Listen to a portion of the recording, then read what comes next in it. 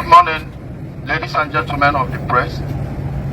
We are an organization known as Rescue Igbo. Rescue Igbo is a social-cultural organization of Nigerians from different backgrounds.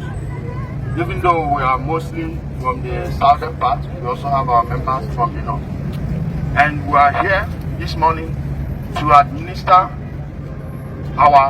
exercise our right to protest and make our intentions known to our elected officials, especially those that are disregarding the pains and suffering of those who've been gruesomely murdered by the IPOB ESN terrorists, and those that are asking for the release, as funny as it is, unconditional release of their leader, Nnamdi Kanu, the fugitive who was brought back to Nigeria to face his charges. And some of our politicians, those that are tacitly and openly supporting him, are trying to make this an Igbo affair.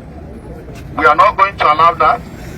We are here to make it known to all Nigerians that we are all in support of justice.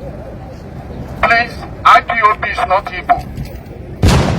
Nnamdi Kanu, whatever problem he has with the federal government is between him and the federal government. Do not let anyone sell you the narrative that his prosecution is the persecution of the Igbo. We did not send him. If we have anything we want to ask from the government, we have our senators and House of Rep members in the building right behind me. So it's up to them to present whatever grievances we have on the floor of the National Assembly, be it the green or the red chamber. But we won't continue to allow ourselves to be bamboozled or threatened by these criminals. Right now, I want to hand the megaphone to my brother, who also has lost family members, friends, many communities destroyed over the evil activities of these IPOB ESN cannibalistic terrorists, my brother.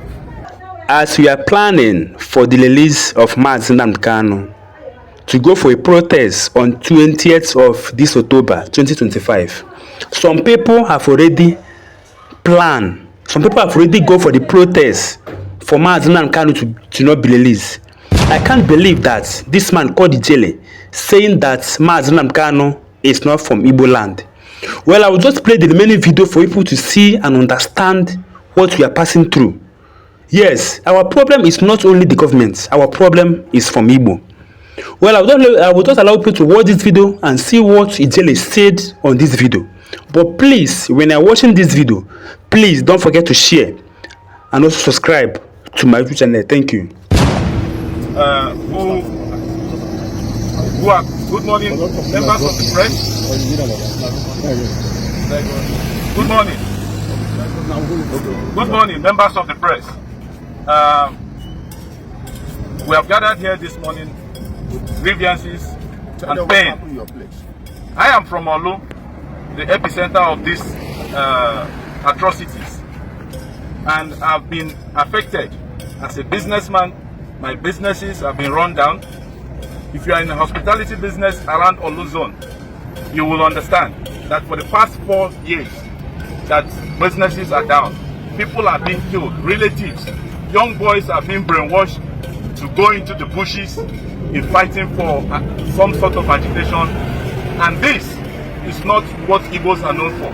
We are peaceful and law-abiding people. If we have any grievances, we have our representatives. We have members of the Federal House of Representatives. We have in the Senate. So we have channels to take our grievances or whatever agitation. Not unknown people. These people do not have any stake in Igbo land. They don't know the pains the people are going through. Our place has been locked down for the past 4 years. Our mothers are being flogged in the marketplace in order to force them to abide to the sit-at-home order given by this IPOB. Our children are being chased in their school places. Visitors no longer come to our place. Businesses are down. So we are in solidarity with each other, with the entire Igbo nation, to say no to this kind of deception. We don't want it anymore. We don't want this kind of deception. Nnamdi Kanu and his IPOB and ES, they do not represent the Igbos. They do not represent the Igbos. The Igbos, the young people, the business society in Igbo land, we are crying out to the federal government. Don't release this young man. Let the rule of law be followed. Let him go through the normal processes. He's not standing for the Igbos. He's not speaking for the Igbos. The Igbos are law-abiding in this country. We do businesses everywhere. His activities has caused pain. He has caused hatred. He has caused a lot of bigotry in our society. This is not what we stand for. Thank you very much. Yeah, thank you. And I'm going to give the megaphone to another person from Osu Itupa. For those of you who don't know, Osu Itupa is one of the desolated places in the southeast. Well, I will let him explain what has been going on over there and how it has affected him personally on his family, my brother. Go ahead. All right, good morning, members of the press. Actually, why we are here is to seek for justice. All I stand for justice. I'm from Osu local government. Osu local government is a local government that have lost about 6,000 persons.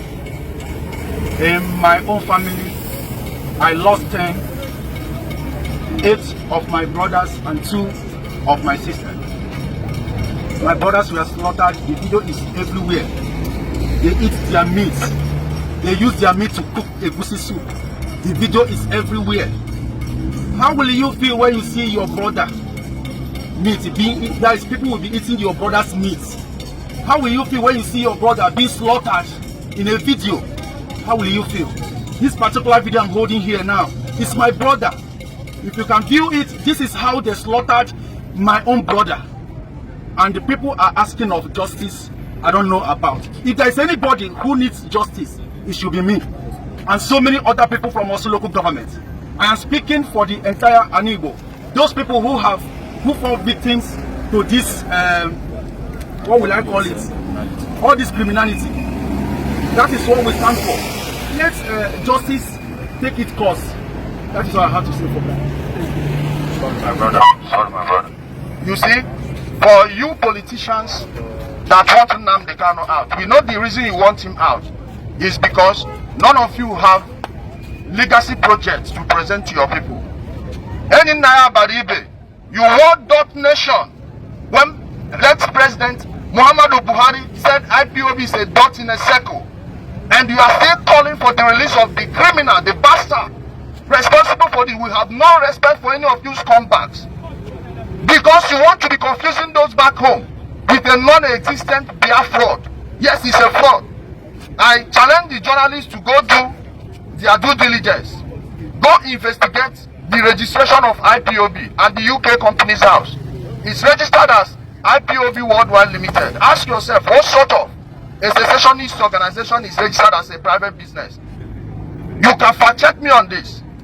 Then, after promising them that he must deliver them Biafra, and I quote, if I don't give you Biafra by the end of 2020, know that I was not sent by Elohim. This is Nnamdi Kanu's broadcast. And 2020, we held him to account, trying to point out to the moronic fools following him that he did not deliver his Biafra. Next thing, he unleashed ESN. There is no evil they've not committed. They are raping old women, a woman as old as 74. And shame on the religious leaders in the southeast. We hear you moan about the killing of Christians. 99.9% of Igbos are Christians. Thousands of them, Boko Haram, in their entire existence, have not killed enough Christians like what these people have killed in 5 local government areas alone in the Igbo land. And you are here crying whenever something happens in Plateau State, in anywhere, and we are calling out Peter Obi, our brother. You couldn't even use your platform. You have not even visited Okigwe, but you visited Benue multiple times. You visited Edo State multiple times. You visited everywhere anything happens. Southern Kaduna multiple times. Try visit Okigwe. No, visit Orumba North in your own local government, in your own state. Visit Orumba South in your own state. Visit Ihiala in your own state. Visit the areas affected in your own state. we don't want to go to towns because we won't live here if we start mentioning the towns. That's why I'm mentioning the LGAs. If not, everyone knows that Lilu is just beginning to come back to life. Ihiala is gone, Okija is gone, Uli is gone, Mbosi is gone, Idenansa is gone, Asia is gone, Osumo is gone. And no one is saying anything about it. You people want us to keep quiet while you demand the release, so-called unconditional release of the man responsible. Well, I hope the whole Nigeria is hearing us. I hope the entire population is hearing us.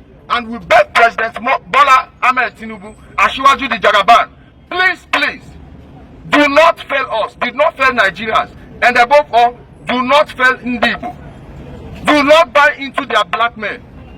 The governors, anybody, any minister that approaches you with anything, semblance of releasing Nnamdi Kanu, fire that person and have the person investigated. They are the people behind this. We are not going to allow this. They are killing innocent people. When it started, they were shouting Fulani headsmen. Only to find out that it is Igbo Lani. Igbo Lani headless men are the ones destroying our land, killing our people. Our brother, His Royal Majesty, Alhaji Asari Dokubo, Etiabali, left everything he could be doing in his own state and sent his boys to come save us, to save our land, to help us breathe again. And they turned it on him. Please, the journalists, do not buy the lie that Asari Dokubo boys are the ones doing this. Why are they not doing it in Shiroro? Why are they not doing it in Baga and Bama?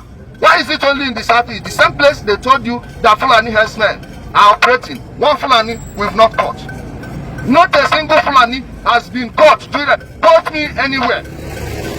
Anybody that is calling for the demand for the release of Nnamdi Kanu should explain to us why Simon Ekpa, who didn't do 5% of what Nnamdi Kanu did, there is absolutely nothing Simon Ekpa did that he invented. Every single action of his was copied and pasted from Nnamdi Kanu. But he's in Finland. Why are you not calling the Finnish government the haters of Igbo? Why are you not calling Finnish government haters of Igbo as you're trying to portray in Nigeria? Enough of this nonsense. And the reason this continues generation after generation, 67 to 70, it was Ojukwu and his stupidity. Because he was not punished. Former President Shehu Shagari pardoned him. Uwazurike repeated it. And because Uwazurike was not punished, Nnamdi Kanu is doing his. We need to put the marker on this Biafra nonsense right now and this year. By the time we are done dealing with him, there is no fraudster anywhere again that we want to waste the blood of our people. Thank you, His Royal Majesty Asari Dokubo, for everything you are doing. I love you. Thank you, everyone.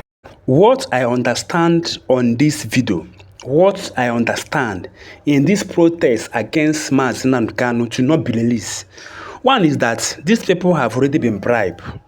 Yes, they are saying that let Mazi Nnamdi Kanu not be released. These people is against Mazi Nnamdi Kanu. If I tell you people that the problem we are having is not only the federal government, it's not only the government. The problem we are having is within ourselves. Yes, it's within ourselves. We are just fighting ourselves for nothing. We are just fighting ourselves for nothing. This sort of wickedness. See, watch out how these young men are just standing to protest against Mazi Nnamdi Kanu. Even said some of them, they are afraid. They are just covering their face. Yes, they are just covering their face. Why are we wickeding ourselves? Why are we wickeding ourselves? Look at how these young men are protesting against Mazi Nnamdi Kanu to be released. This sort of wickedness. We Igbos, we need to stop all this type of thing. Look at how they are protesting against Mazi Nnamdi Kanu. I don't even understand what is happening again.